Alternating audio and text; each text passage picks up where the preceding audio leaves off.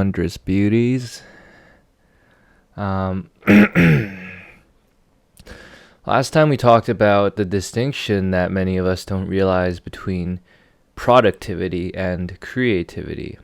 And if you're in a similar stage of your development like me, productivity is not really an issue for you. Rather, it's creativity that you've struggled to grasp for so long. I think I'm finally starting to be able to articulate why. And so I want to spend this video focusing on how to turn productivity into creativity, realizing that productivity is the precursor to any meaningful and persistent creativity. So the big point number one is that productivity for most people, most of the time, comes from a state of chronic lack and insecurity. For me, I learned to become productive as a person at a stage in my life where I hated pretty much everything about myself. And productivity, quote unquote, was a way to sort of like torture myself, as a way to like trick myself into liking myself. So basically my whole mood throughout the day would be dictated by how productive I was. And over time for me, like many other people, I started to realize the toxicity of this folly, this whole like hustle culture and toxic productivity. I finally saw that my life and my self-worth really had nothing to do with trying to feed my ego with these like accomplishments as a way to make up for my complete existential insecurity. And I realized that like productivity would become a compulsive and unhealthy way to try to find a sense of self-worth, which was in the end still fragile and completely false. So in this way, productivity is a chronic state of lack and insecurity, because it can just get to the point where you're obsessively needing more, and you're just, but you have to wonder, it's like, when will it ever be enough? It's hot as fuck. And once we're truly able to see how we use productivity as a distraction to try to get away from ourselves, only then I think we can start to move into a state of creation. I'm also curious what your guys' current relationship to productivity is and whether it's ideal to you. So this leads to the second point, which is actually the backstory for how I came up with all this, is that the second point is that creativity requires dwelling in a state of abundance. In other words, a state of flow. But then the big question is, how do we become abundant, right? How do we enter this state of flow? Because that's like the hardest thing ever. Early last week, I went through a very low phase immediately after a very high one in one of my relationships with someone who is very dear to me. And over the years, I developed an awareness of the ways that I would fall into this trap of distracting myself whenever something bad happens. So I was in this low phase with this relationship, and I couldn't stop thinking about it, right? So I decided to take the day off and quote unquote do nothing intentionally, because I wasn't in any mood to try and distract myself with the guise of productivity. So I drove to the beach in the morning after work, and I just walked mindlessly along the shoreline. But was it really mindless? No, I think it was one of the more mindful moments in recent times. And while walking along the shoreline, I felt my heart tug and ache, and all kinds of these negative emotions came bubbling up to the surface, and all these different excuses and justifications and reasons for anger and reasons for hatred, and all of these things came up. But I remained centered as they flowed like waves up against my feet and then washed back away into the ocean. And I think that really is like a perfect analogy, because that's really what happens when you can stay centered in your awareness without being caught up by the contents of this awareness. And in being centered, despite these thoughts, I found myself at peace and in the moment, despite still allowing myself to feel all of that hurt. And in finding myself there, I also found myself pulling out my phone just because I felt like nothing really mattered in that moment and that I was free to do exactly what I felt like. And so I started filming things, and exactly in that realization that nothing really mattered, there was this sense of appreciation for everything: the sky, the sand, the tide, the cityscape, the trees in the background, and like even the humming of vehicle engines passing by. I felt so inspired, so I took photos, videos, and I just captured the beauty of the utter isness of life. How it doesn't rush, how it doesn't judge, condemn, or have preferences. And then I thought about how we become so disconnected from this very nature of our own being, which is no different than how nature is. And so connecting all this back, given that productivity oftentimes we use in a state of chronic lack, and given how creativity comes to us when we feel inspired and when we feel abundant and in that state of flow, here's some actionable tips I think can help us to become more present in that state more often. And one of the biggest things for that is realizing that your self-talk is everything. One of the most powerful things I've recently come to appreciate is using a journal or like a log to build momentum. In essence, using your own gratitude and self-hype to build yourself up. And being able to show gratitude for every small win, even if it's really tiny, objectively speaking, throughout the day. And that's so powerful because it reframes your mind from a state of lack into a state of abundance. And we all know that creation can only happen effortlessly when you're in a state of abundance. And so one of the smallest things that seems to have such a huge impact is just jotting down immediately as soon as a moment of gratefulness shows up in your mind. Just open up your phone and just briefly note it down in your notes app or your reminders app. Whatever you can do it in the easiest and most frictionless way. And it doesn't even matter whether it's joy, sadness, anxiety, anger, or envy. If you just catch yourself feeling these different emotions and just jot it down, you realize that the more you become aware of who you are, then the less power these happenings, whether they're negative or positive, the less control these outer circumstances have over your inner sense of peace and bliss. And the more you do it, the more natural it becomes, and then eventually it gets to the point where you don't even necessarily need to write it down, but you enjoy writing it down because in a way it's almost fun to notice the way you're acting because it's very peculiar, and instead of judging it, you're just sort of there with it.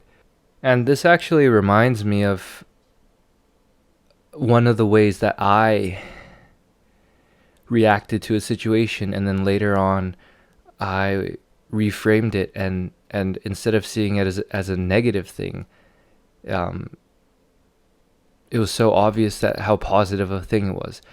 And it's funny because it's like oftentimes life is actually really good, and all you have to do is see how good it is. So earlier in the week, I remember I felt a sense of overwhelm because one of my clients at work, I'm a personal trainer, she asked me to train her privately. And this was the first time I was asked to do private coaching, which I have never done before, right? And when I heard that, a part of me was like a little bit fearful, because at the time, currently, I felt so busy with school and other family obligations and stuff. There was just all clouding up my mental space. And then it was sort of like when she asked me that, I had that feeling of fear and overwhelm because like, oh my gosh, this is too much. I can't do it right now. But just a couple days ago, I realized it's so funny in hindsight, but I realized how much of a blessing it is. And the funny thing is that she came to me. I didn't even have to go to her with an opportunity. And it's again, it's like, how do you want to see it, right? It's just that reframe of the situation. And it's like, wow, I can't believe somebody trusts me enough to want me to coach them privately. And despite me not having that experience yet, the fact that they see that potential in me, right? And I don't, in hindsight, right? Again, it's so plainly obvious that it's such a blessing and opportunity, but at the time, it was like my head was in other places, right? I was distracted with fear rather than being relaxed into abundance. And once I had a moment of relaxation into abundance, then I realized how much of a blessing it was. And so it could be the smallest thing in your daily life. And when you just reframe that situation, that changes like everything. When you catch yourself reverting to old patterns that hold you back. And, you start with the most mundane and simple things in your daily life. Like, do you notice that someone cuts you off, or there's a particular way that someone behaves while driving, that triggers something in you, right? Something as simple as that. The more you start to notice these minuscule things in your life, the more it just builds momentum, and it's compounding because you really do start to develop a sense of awareness of your attachments and where you get bothered, right? Because it's only because we're unconscious of a lot of these bothers that they remain very distracting and derail us from the state of abundance that we deep down already are, but become distracted from because we're unconscious of the way that we react to things. And so to enter the state of flow, you have to let yourself lean into the smallest uncomforts that distract you from who you really are. Now, I purposely said uncomfort because discomfort, when I hear a term said too much, it kind of becomes cliche. So yeah, I don't know. Lean into the smallest uncomforts that distract you from who you really are. And so lean into that happening of uncomfort rather than clinging on to the theory and the philosophy of leaning into your discomfort, if that makes sense. Because for me, on my own journey, I found that a lot of the times we learn new philosophies, but then we get stuck clinging onto the philosophy as dogma rather than realizing the true practice of it. And that's to dwell in the actual situation rather than trying to distract ourselves with repeating the dogmatic philosophy in our heads.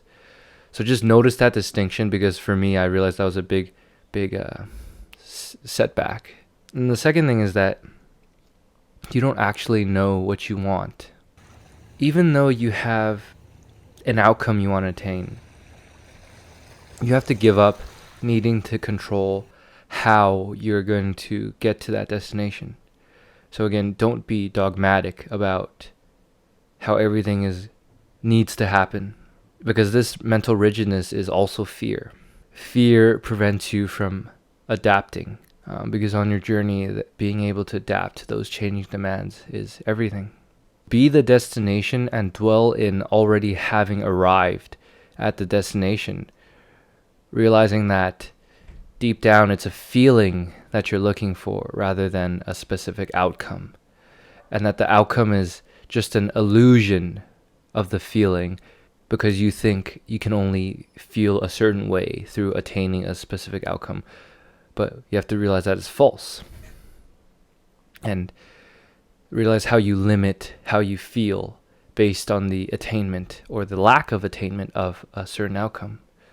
But is it really the outcome you're looking for? Or is it just a feeling that you think you'll attain via an outcome? So to recap everything, to learn how to dwell in a state of creativity more is to learn to dwell in a state of abundance. And to enter that state of abundance more, we have to realize that our self-talk is everything. To become aware of the self-talk, log and journal down whatever unpleasant or pleasant sensations that you notice within yourself throughout your day, right? Just write it down on your phone, and that's going to help you develop that self-awareness. And the other thing is to have a vision, a deep, deep vision, but don't be dogmatic in insisting how you must get there. Because ultimately life is just a hiccuping of decisions, and if you think about it, where do your thoughts come from? They just come out of thin air. And so when you let the natural hiccuping of decisions happen naturally, and you let your intuitive judgment guide your decisions,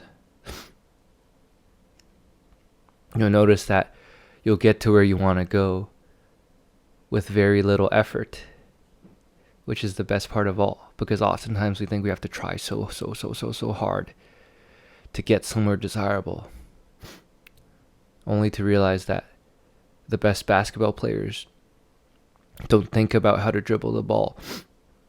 The best skiers don't think about how to wiggle their feet. The best dancers don't think about how to crank their neck and to flow their body through the dance floor.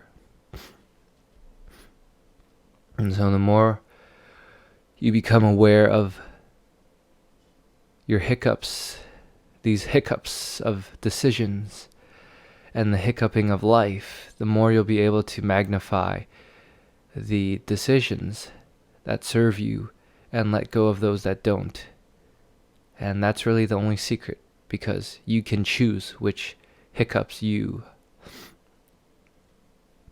give power to and which hiccups you don't let take power over you. And so I'll end off with this.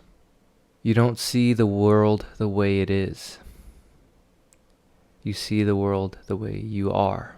And if you just meditate on ideas, problems, and anxieties, they'll complete themselves, independent of your egoist effort.